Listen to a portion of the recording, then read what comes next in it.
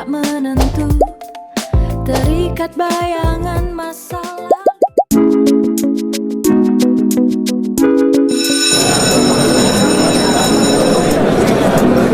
Ya adik, nak beli apa? Dua sosis lah.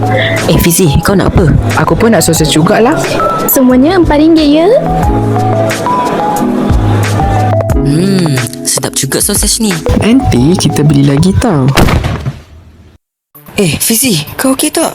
Wah, sedap ni sosis ni. Terima kasih pengecut. Tunggu dulu. Jumpa lagi. Jadi fotosintesis tu berlaku di tumbuhan pada... Kenapa dia asyik ganggu kita je? Entahlah, aku pun takut nak lawan.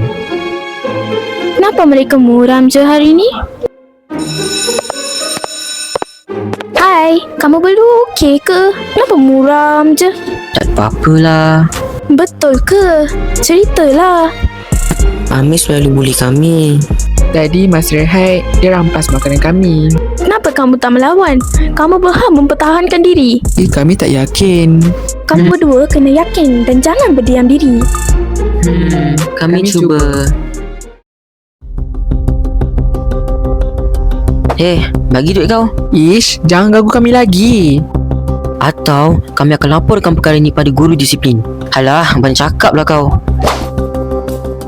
Kamu ni dah melampau. Ikut saya ke bilik disiplin sekarang. Tak nak.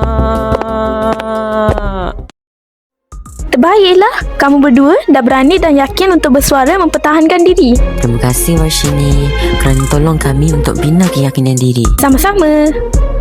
Jom.